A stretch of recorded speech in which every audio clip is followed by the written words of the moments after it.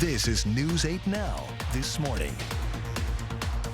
Downtown, it's gonna take me a while to go back there. I just hope he knows how many people he hurt, not even the people he physically hurt, but how many people he mentally hurt. The whole community is hurting right now. It's always disappointing when we don't have a conclusion, but I think it's hard to get 12 people to agree about much of anything, so it's really not that surprising. Thrilled that this area is putting in so much solar. And I think that in many respects, this region has been kind of a leader in lots of different areas.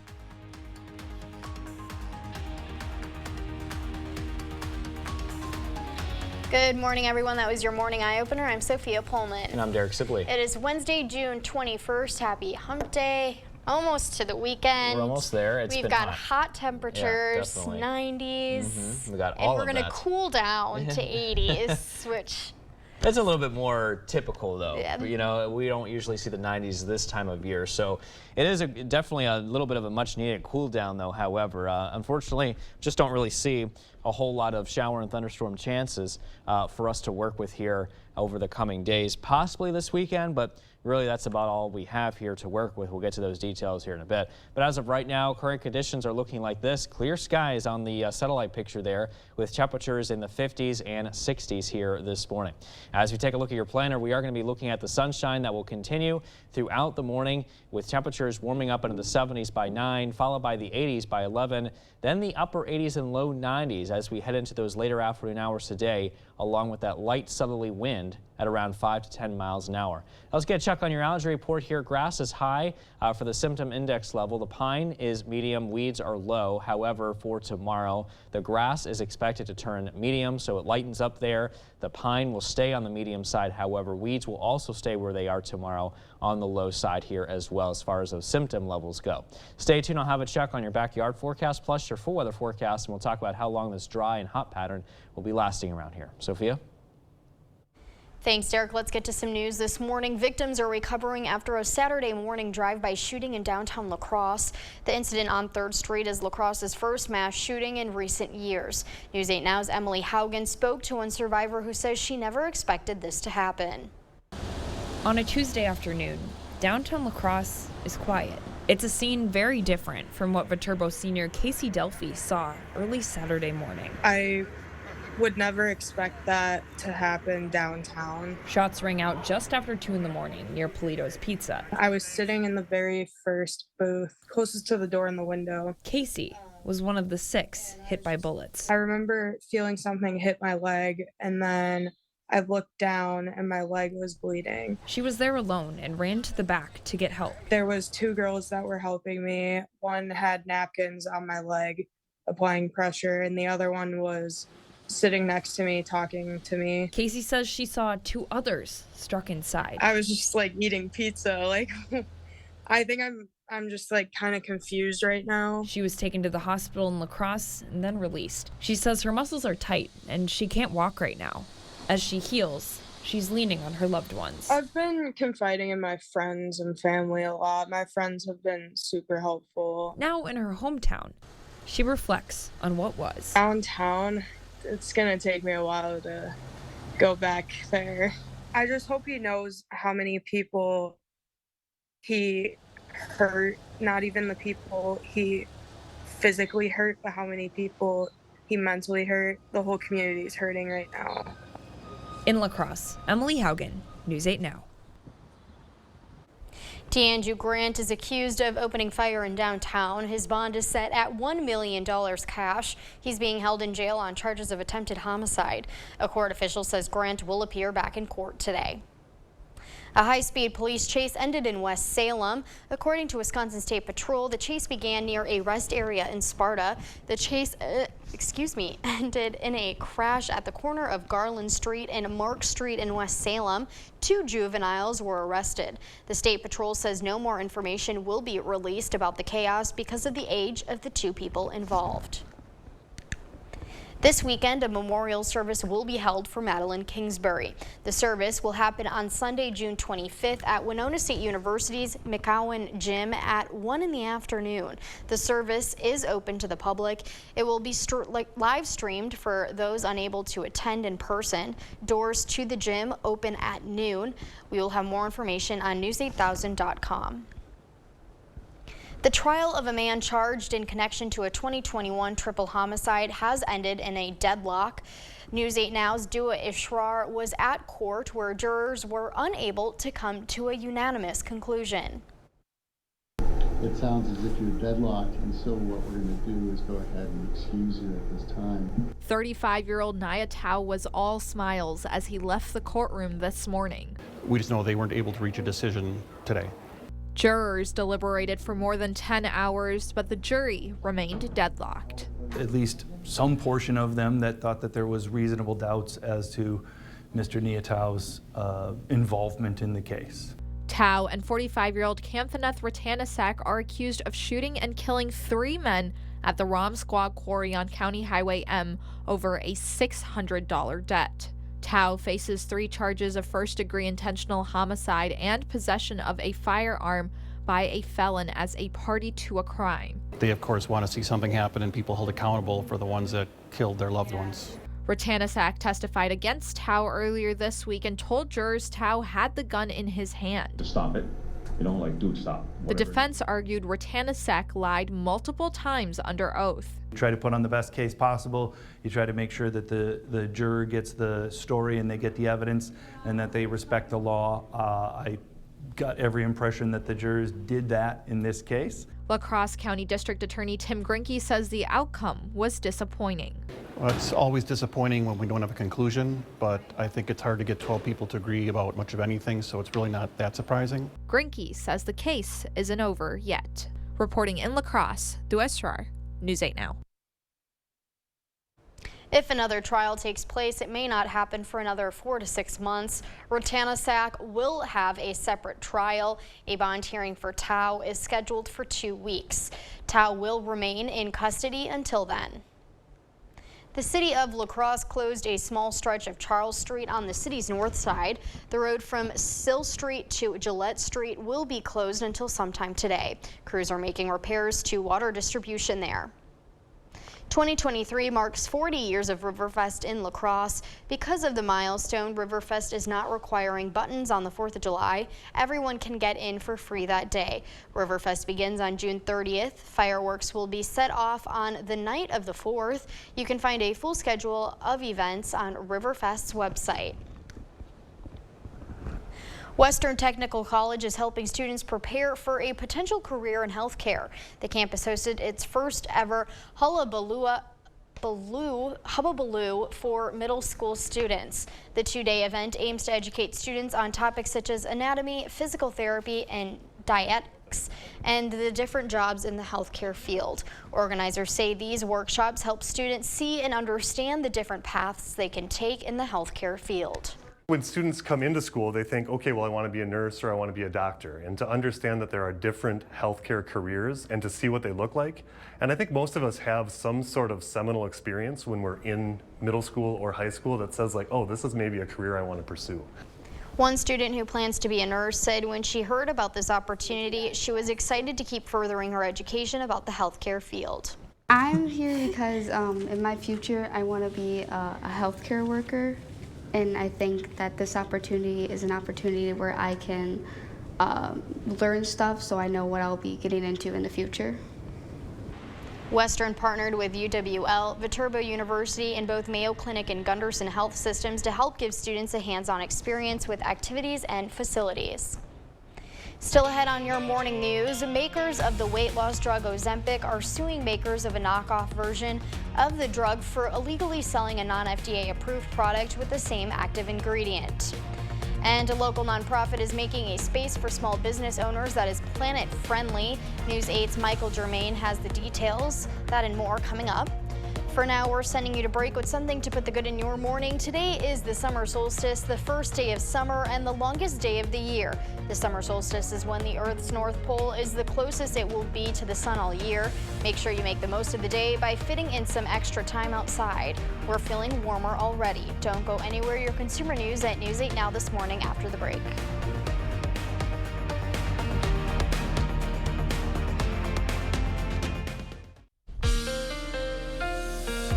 Clear skies now across the Coulee region, as you can see there behind me, and those conditions are going to continue, it looks like, really throughout the majority of the day, and you can see that on the dog walking conditions this morning with sunshine. Afternoon is still looking sunny, mostly sunny conditions here as we head into your evening as well. Right now, our current temperatures are into the 50s, some spots the low 60s. We got 62 in La Crosse, 59 in Eau Claire. 49, much colder, however, if you're in Sparta, 59 in Winona. And a check on your zone forecast today, we'll be calling for our high temperatures to rise up into those low 90s this afternoon. Definitely going to be a toasty day today in many spots. And as we head south across our southern communities, we're looking at those highs into those mid to upper 80s here with 89 in Stoddard. Highs reach 90 today in Arcadia, 89 in Trempealeau. And as we head into Osseo, you're looking at 89 in the Chippewa Valley, low 90s in many spots, including like areas like Eau Claire, with sunshine there. As far as your backyard forecast goes here today, things are looking good here, especially if you're taking a dip in the pool. That's going to feel nice because our temperatures here will be at 92 degrees today under mostly sunny skies in many locations this afternoon, especially in La Crosse County. But stay tuned. I'm going to have a check on your full weather forecast again here. We'll talk about how long this hot and dry pattern will be lasting, plus if we could see some beneficial rain on the way.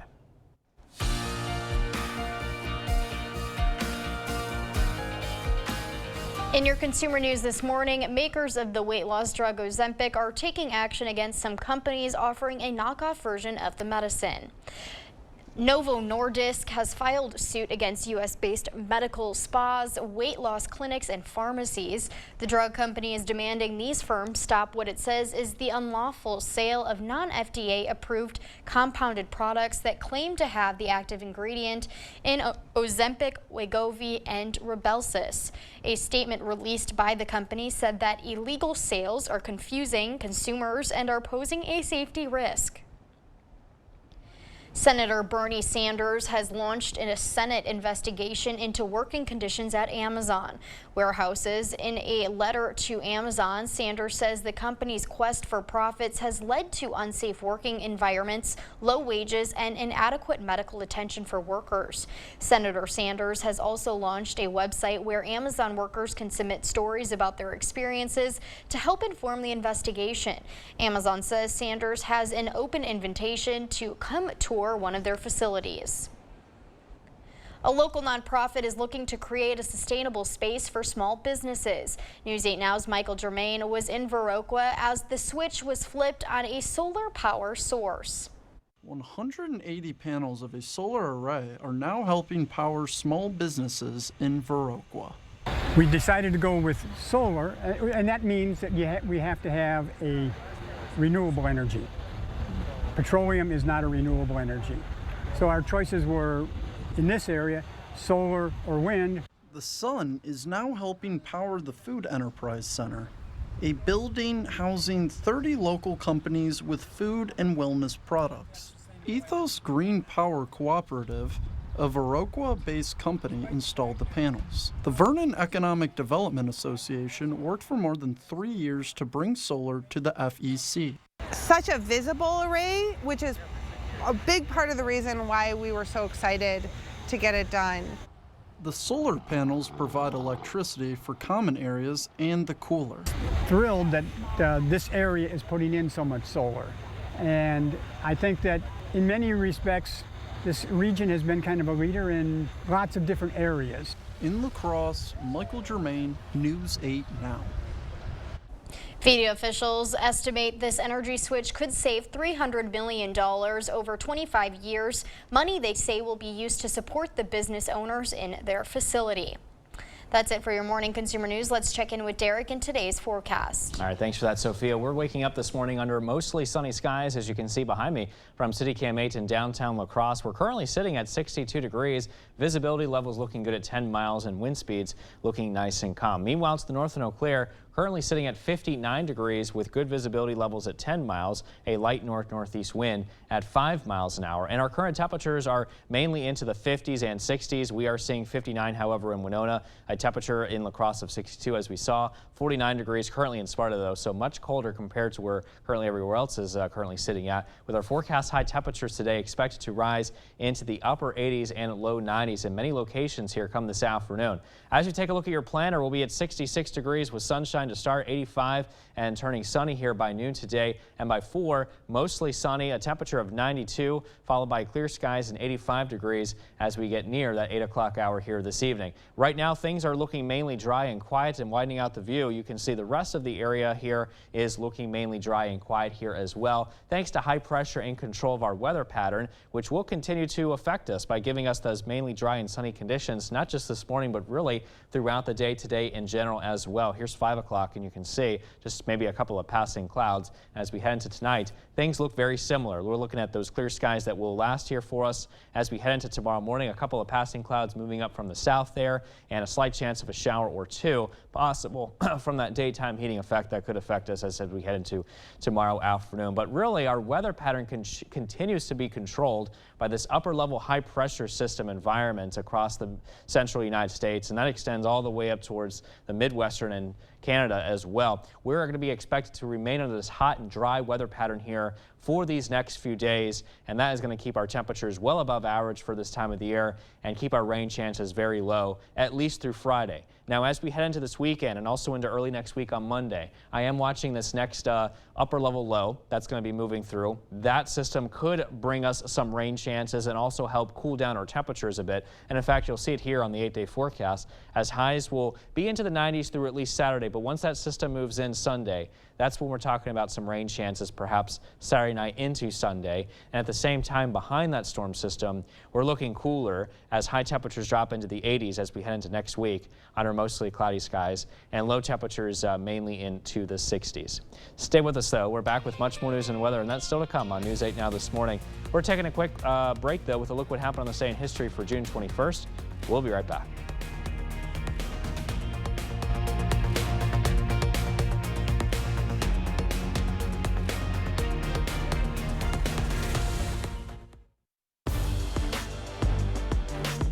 Welcome to the Blitz. Last month, former UWL women's head basketball coach Karen Middleton announced that she'd be heading to North Carolina to be an assistant head coach at Duke University. It was a solid final season for Middleton as the Eagles finished 19-7 on the season, 8-6 in conference play, but ultimately falling to Oshkosh in the first round of the WIAC tournament. UWL's last NCAA tournament appearance came back in 2020. It's the only appearance the Eagles have made over the past 12 seasons. But when the team tips off later this year, there will be a new leader on the sidelines. The Eagles announcing on Tuesday that La Crosse native Moran Lonning will be the new head women's basketball coach in 2023.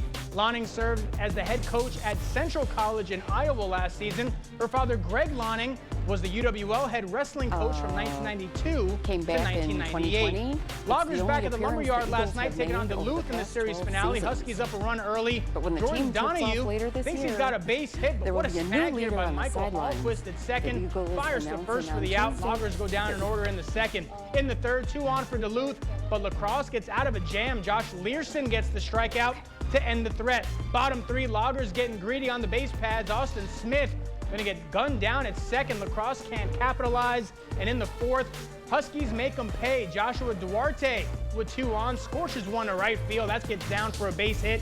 2 runs are going to come in to score. Lead up to 3 for Duluth. It's 4-1. Then it's Brylan West at the dish. Big man rips a liner into left field. That's going to score another for the Huskies. Third night of the night for West makes it 5-1 Duluth. Loggers did rally in this one. La Crosse cuts the deficit to 2 in the ninth.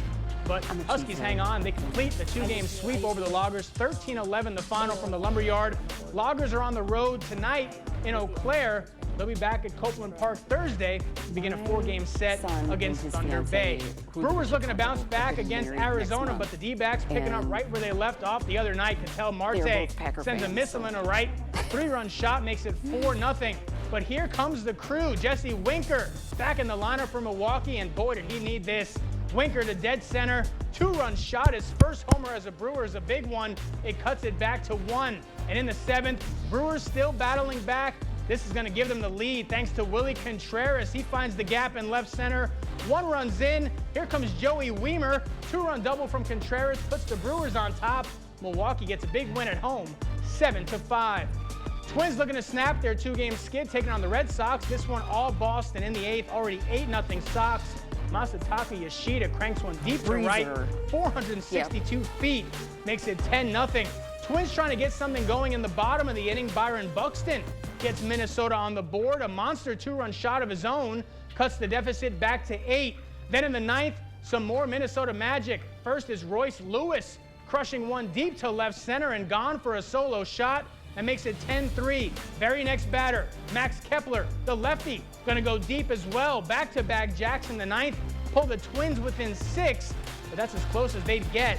Red Sox hang on for the win, 10-4. Minnesota drops its 3rd in a row. That's going to do it for the Blitz. We'll see you tonight.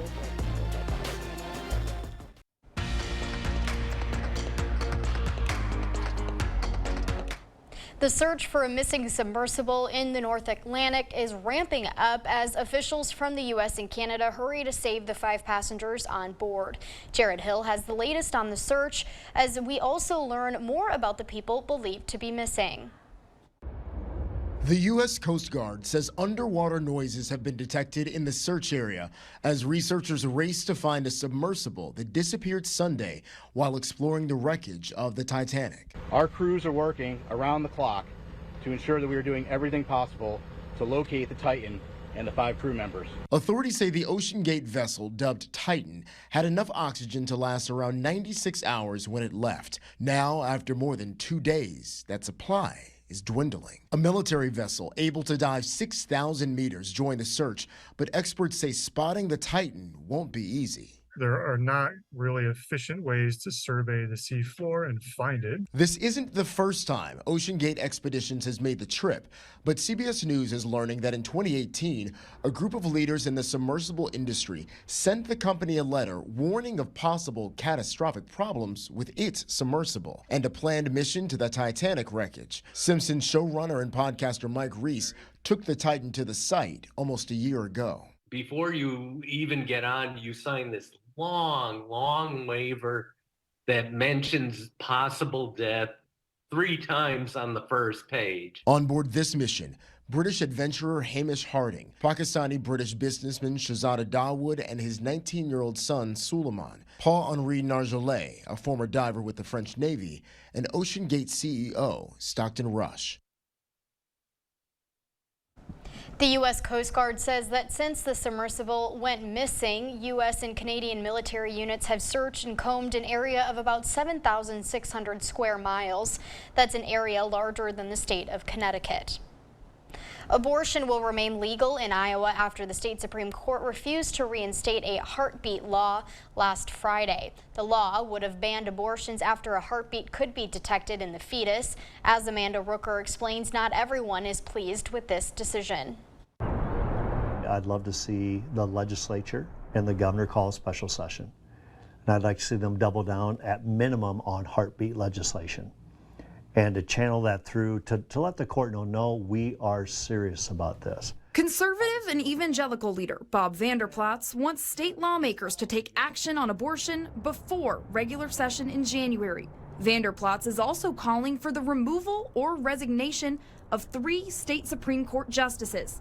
Last week, those justices ruled against reinstating the 2018 law that would have banned most abortions in Iowa. You have 3 justices who have politicized the court in a way because they have gone outside their separation of powers, outside their constitutional authority and duty, to become a super legislature. Although Vander Plaats suggests lawmakers should move to impeach, Drake University law professor Sally Frank argues that's not a legal option. Impeachment has to do with high crimes and misdemeanors. You know, if a justice were convicted of a felony, that would probably deserve impeachment. The fact that you disagree with an opinion of the court is not a basis for impeachment. And Frank says whatever lawmakers decide to pass, it will likely spark a new legal battle. Whatever is passed, I assume, before it takes effect, Planned Parenthood and the ACLU will be back in court. Whatever the next action on abortion is, there will be a long road ahead in court. I would guess probably we've got another year of legal abortion in Iowa, at least.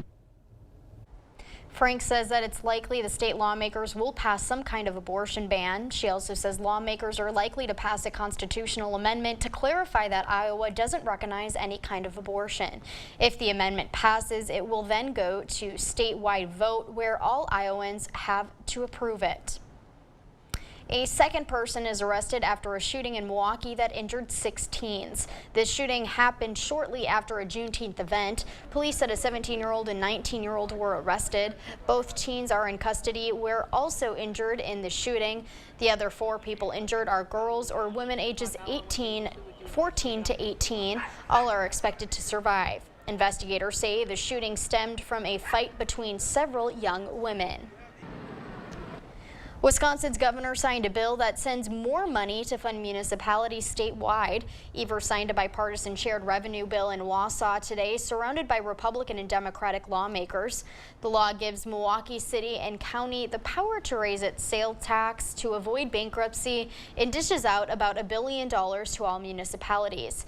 At a tour of fire services in Chippewa Falls, Evers called and signed the bill a game changer for Wisconsin communities. They've been struggling for years without increases and increases. Now they're tied to a source of revenue that will increase over time. 20% of the state sales tax revenue will fund that new $1 billion. That new money will be on top of existing property tax, levies, and income tax revenue that have been funding the program. With shared revenue now set in stone, Evers hopes state lawmakers work to fund child care programs. There's money left in the budget. I know they're going to be trying to pass a tax cut that's unreasonable, but at the end of the day, I think cooler heads will figure this out. The GOP-controlled Finance Committee last week cut funding for a child care subsidiary program started during the pandemic, a decision Evers calls a tragedy. Getting a regular haircut can be a regular ordeal for transgender people because it sometimes leads to discrimination. Michael George shows us how one small business stepped up to fight hate against the trans community and ended up starting a global movement. Tony Rivers says a simple haircut often isn't so simple when you're trans. Rivers says some stylists push back when he asks for a traditionally male cut. They perceive me a certain way, therefore I should get a certain haircut. Other trans customers report similar experiences. In California, there were 2 separate lawsuits against barbershops after trans customers say they were refused a cut because of their identity. When you're a trans person going into a bro-y barbershop and you're looking to get a haircut, a short haircut, you know, it could be a little daunting sometimes. Xavier Cruz and JP Gomez decided to step in. They own Barba Grooming Boutique in New York, part of a network of trans-friendly barbershops and salons they created called Strands for Trans. It started small, but then... Last year, with all the anti-trans laws going on, we went viral. More than 7,000 salons and barbershops in all 50 states and 28 countries signed up to be part of the online database. Anyone can search for a salon in their area. These stickers in the window indicate everyone is welcome. When you get a haircut that makes you feel amazing, you walk out that chair and you feel over the moon. Everyone should have the right to feel that great. Rivers says getting a haircut may seem like a small thing, but it carries a lot of weight. To live every day who you want to be, that's what we all want. A fresh cut that lets Rivers be who he is. You can find salons participating by going to strandsfortrans.org. Here is Derek to tell us what to expect in our morning commute. All right, thanks for that, Sophia. An air quality alert here is in effect for portions of the area. This is mainly for our western counties until 9 p.m. on Thursday tomorrow. So that means that the ozone pollution near the surface is a little on the polluted side, and that could cause some problems here, creating some unhealthy conditions if you fall under that sensitive group category. So if you're outside here today, just make sure that you take those frequent breaks and try to limit yourself outside as best you can. But our current temperatures right now are in the 50s and 60s, and our local satellite and radar picture is looking quiet here, which will continue really throughout the rest of the day because we're expecting a mostly sunny day. Now, the only thing is it's going to be pretty hot. High temperatures will be at 92, southeast winds at 5 to 10. For tonight, temperatures drop into 65 degrees, mostly clear skies and slightly warm. East-southeast winds light at 5 to 10 miles an hour. Mowing conditions, I would say it's probably the best bet to go ahead and knock that out as early as you can today because our temperatures will be into the 60s and then we're warming up into the mid-80s by noon. But however, I would avoid it here by the later afternoon hours around 5 p.m. because it will be pretty hot with temperatures at around 90 degrees. I'll have a check on that full weather forecast one more time. We'll talk about how long these hot and dry weather pattern will be lasting here in just a bit. Before we head to break, it's time to look at today's Look Who's 8. So we'll start off with Ellie today. She's turning 8. Now, Ellie loves swimming, gymnastics, and dancing. Happy birthday. Happy 80th birthday to Donald. Donald enjoys a freshly manicured lawn, staying up late to watch baseball, and loves his wife. Happy 88th birthday to Patty. Patty likes to volunteer, collect antiques, and spend time with family. If you know a special someone turning 8 months, 8 years, 18, 80, or 88 years old soon, we'd love to feature them. That's right. Just upload their photo to our website, news8000.com, and look for that Submit Pictures button underneath the Home tab on our website. Stay with us. We will be right back after the break.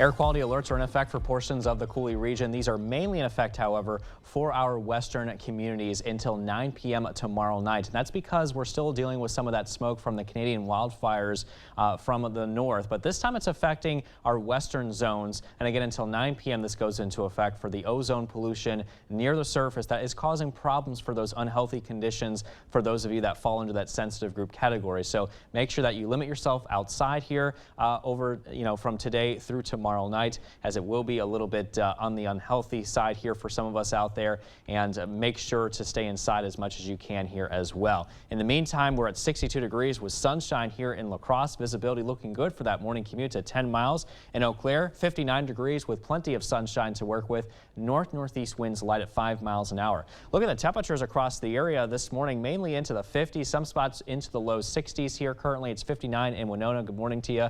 High temperatures today are expected to rise into the 90s here today. So another hot and steamy day is in store across much of the area. 66 and sunny here by 7. We're up to 85 degrees and sunny skies by noon today. And then by 4 p.m., 92 under mostly sunny skies, 85 degrees, and it's still sunny here, and of course still very warm even as we wrap things up here as we head to about 8 o'clock this evening. Skies for the most part now are looking nice and quiet and overall pretty clear across much of the region here as well. You can see there's some showers and thunderstorms across the central plains. I'm monitoring that, but it doesn't look like it's going to make it this way anytime soon because it is expected to move very, very slowly, and as it does so, it probably will weaken here a little bit. But we do have rain chances in the forecast. I'll get to that in a second, but I do want to show you Sky Tracker though in the short term, and you can see that conditions will continue to remain very quiet throughout the day. Just a couple of passing clouds is to be expected. By tonight, still looking at mainly dry conditions as high pressure really continues to dominate our weather pattern by giving us these very similar conditions that we've been seeing these last few days, which is lots of sunshine and very warm temperatures for us to work with. And you can see that pattern doesn't really go anywhere here throughout the day tomorrow as well. As long as this upper level ridge of high pressure continues to dominate our weather pattern here across the central and midwestern United States. And you can see it's going to continue to pump in a lot of dry and hot air across much of our area through at least these next few days, lasting up to at least by Friday. However, there are some changes. I am watching this upper level low that's forecast to move in here. That could give us some cooler conditions to work with and also give us a chance of rain chances as we head into this weekend. Saturday night into Sunday, to be more specific, we could be looking at some beneficial rain here moving in across the area. So something that we'll be watching out for here over time.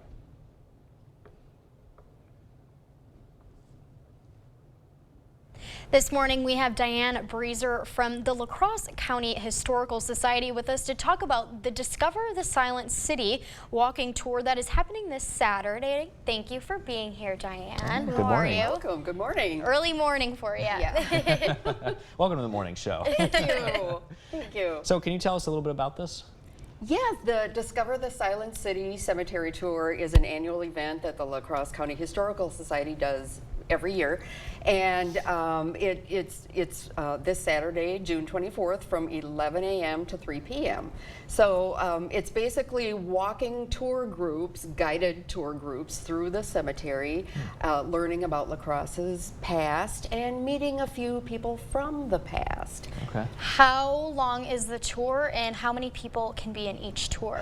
The tour lasts from start to finish for each group, lasts about 75, maybe 90 minutes at the most. And there are about 12 to 15 people in each group. And how much are tickets and where can you get them? Tickets are $15 for the public, $12 for members of La Crosse County Historical Society, and $6 for students. And they can get tickets by either calling the La Crosse County Historical Society offices or checking their website.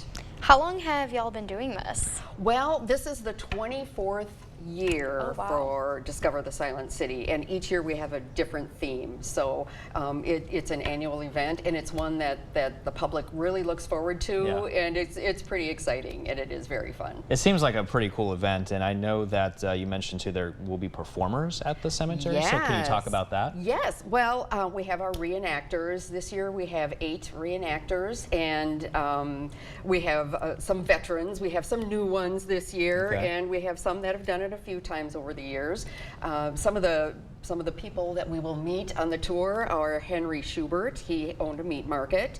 The theme for this year is food, feeding La Crosse. Of course. So people love that. Yes, and we also have a few names that people might recognize, like the Train Company. People recognize that name, but there were 2 women from the Train family, Emma and Minnie, who had a tea room in their house. So Emma and Minnie Train, and then we'll have Giles Montague and Joseph Funk, who were candy makers. People might recognize the Funk name from the Charmant Hotel, which is the former candy factory that Joseph Funk. Yeah. Oh, very cool. Yeah. So we'll have Melvin and Josephine Locken owned a grocery store, and Agnes Anderson Butler is a granddaughter to Mons Anderson, who opened a restaurant.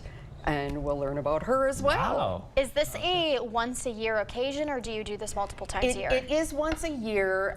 Sometimes there are, there's been a few times in the past, especially during COVID, where we kind of changed it up a little bit. But it is an annual event. What do you think is the most exciting part of the event? Oh, well, this year the theme is food, so who doesn't like to hear about food? But it's really fun to see history come alive, and there's some little scenes, and there's a couple of dialogues and scenes between a few people, and the audiences really enjoy that. The married couple and the mother and daughter and the businessmen who were kind of rivals but friends. But so it's such an enjoyable event, and it's always just fun to see people enjoy it. Why is it important for the community to learn about La Crosse's history? Well, La Crosse is very rich in history, especially being a river town on the Mississippi, and since the mid 1800s, 1840s, 1850s, La Crosse has really been important with the history of lumbering, the history of the river and boats, and it's just it's good to educate people about the past, the rich history. Sometimes people are surprised to learn that maybe certain famous people came from here. Not all the history is happy history, but we all have to know that too. It's a great way to involve the community and bring the community together by learning about the past. And real quickly, where can people get more information, because we got to wrap soon? Yep, they can call the Historical Society at 608-782-1980, or they can get it on their website and order tickets there. Awesome. Well, thank you very much, Diane, for being here. If you would like to welcome. check out the tour, you can find more information with the info she just gave us. Thank you again, Diane. Thanks, Diane. We'll be right back.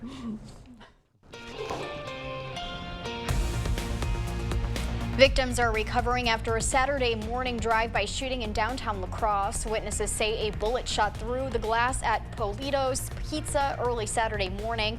Shots rang out just after 2 in the morning. At least 6 people were injured. Casey Delphi, who says she was in Polito's at the time, was one of the 6 hit by a bullet. She says she didn't expect that to happen in downtown La Crosse. I remember feeling something hit my leg, and then I looked down and my leg was bleeding. And I was alone at Polito's. Casey says she ran to the back to get help and saw 2 others get hit by bullets inside. She says she hopes the shooter knows how many people he hurt, both physically and mentally. DeAndrew Grant is the person accused of opening fire in downtown. His bond is set at $1 million cash and is being held in jail on charges of attempted homicide. A court official says he will appear again in court tomorrow. Wisconsin's governor signed a bill that sends more money to fund municipalities statewide. Evers signed the bipartisan shared revenue bill in Wausau, surrounded by Republican and Democratic lawmakers. The law gives Milwaukee City and County the power to raise its sale tax to avoid bankruptcy and hands out about $1 billion to all municipalities. At a tour of fire services in Chippewa Falls, Evers called the signed bill a game changer for Wisconsin communities. They've been struggling for years without increases. Now they're tied to a source of revenue that will increase over time. That $1 billion spending increase will come from tapping 20% of the state sales tax revenue. That new money will be on top of existing property tax levies and shared income tax revenue that have been funding the program. Western Technical College is helping students prepare for a potential career in the health industry. The campus hosted its first ever healthcare hullabaloo for middle school students. The 2-day event aims to educate students on topics such as anatomy and physical therapy. Organizers say these workshops help students understand the different career paths they can take in this wide field. Western partnered with UWL, Viterbo University, and both Mayo Clinic and Gunderson Health Systems to help give students a hands-on experience. This weekend, a memorial service will be held for Madeline Kingsbury. The service will happen on Sunday, June 25th at Winona State University's McCown Gym at 1 in the afternoon. The service is open to the public. It will also be live streamed for those unable to attend. Doors to the gym open at noon. We will post a link on news8000.com. As you head out the door this morning, temperatures are in the 60s with clear skies. We warm up into the 70s by 9 o'clock, followed by the 80s by late morning. And as we head into those later afternoon hours, temperatures only get warmer. We warm up into the low 90s with a southeast wind around 5 to 10 miles an hour. So just get ready for another hot day today, and it's not going anywhere anytime soon. Our highs will continue to remain hot in the low 90s through at least Saturday with a mix of clouds and sun. Chance of showers and storms for Saturday night and also into Sunday. And then we're turning a little cooler as we head into next week. And I emphasize little because earlier Sophia was like, nah, what do you mean cooler? Right, it's 80. And at least it's it's cooler than the 90s though. So, I know, 90 yeah. is hot. I hope everyone has a working AC. Yeah, no kidding. Thank you for watching News 8 Now. Don't forget to keep up with the news of the day on news8000.com. We'll have the latest updates to today's top stories on News 8 Now at noon. Have a great morning, everyone. Thank you for watching News 8.